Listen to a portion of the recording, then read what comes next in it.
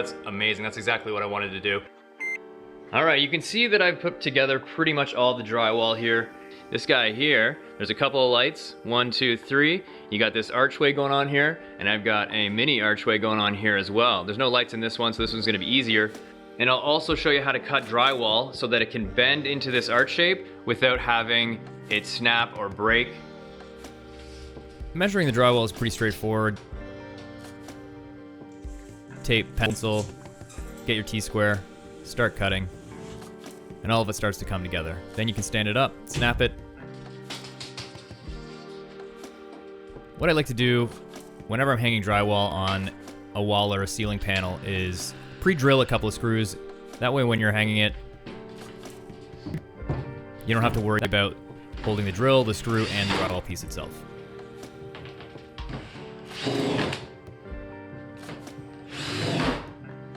Okay, so the first piece of drywall is up, and you might be thinking, well, how the hell do you cut this out while it's already in place? There is a cutoff tool, it's kind of like a Dremel tool, and you get a drywall bit, and instead of measuring and trying to cut this archway by hand beforehand, you actually put it in place, and then you use the edge of the arch, this edge here, as your guide, and I'll show you how to do that right now.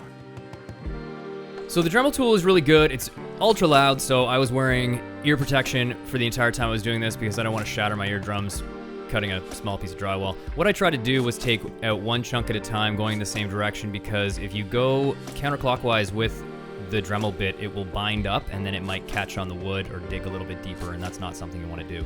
So I tried to cut out individual pieces, making sweet catches as I went, because if I took out one large chunk at a time, I was worried the entire thing was going to fall and rip other pieces of the drywall, and that would have been a nightmare to fix later on.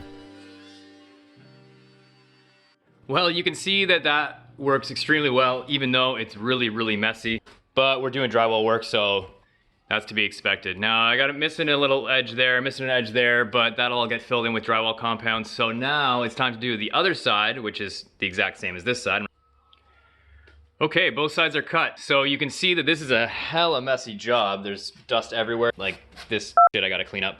You can see how tight this is. That's amazing. That's exactly what I wanted to do. A really nice tight fit between the drywall and the plywood. Cut out the piece, the drywall piece that goes underneath here.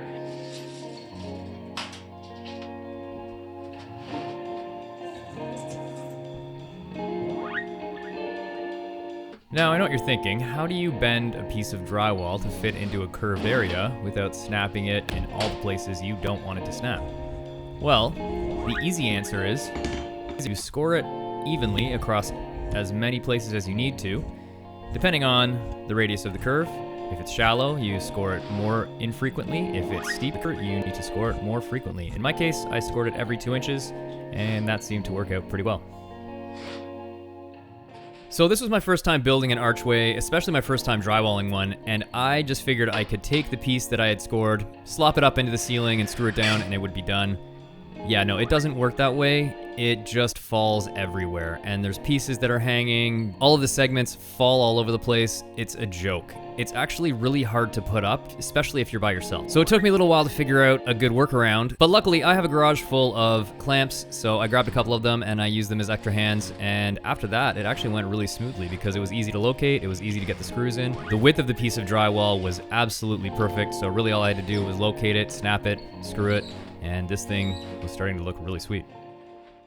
This looked pretty flimsy, and it is. This is just paper. I mean, drywall is just paper, and then a little bit of drywall compound in there. Because this curve is so shallow, it's not a really hard dome like this. I didn't have to slice every inch or anything like that. I only did every 2 inches, and that's gonna give you a nice even bevel across the entire thing. So I'm gonna finish this up, and then I'll show you what that looks like. So now I need to cut a whole bunch of grooves along the edge of this. Cut, cut, cut. So that's gonna go right up along the edge, and that's gonna finish this off nicely. So it may seem like I'm randomly snipping away at this thing, but because the corner bead has circular indents all across the length of it, I just made sure that I snipped the same distance every time using the circles as a guide. I would snip every 2 segments apart. And you only need to snip the facing side of the corner bead because the underside of the corner bead, when you shove it up into place, will conform to the bottom of the arch.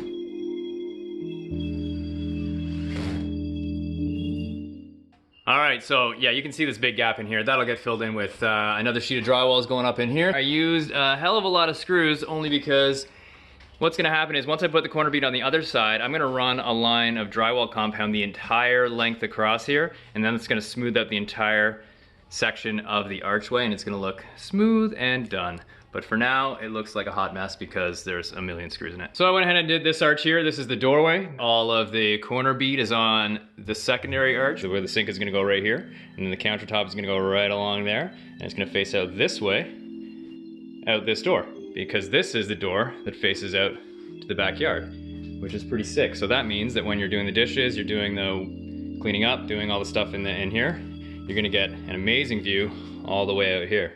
I don't know what kind of tree that is, but it's coming into bloom. So on a day like today, cleaning up won't be so bad because you're gonna get a nice view out the back.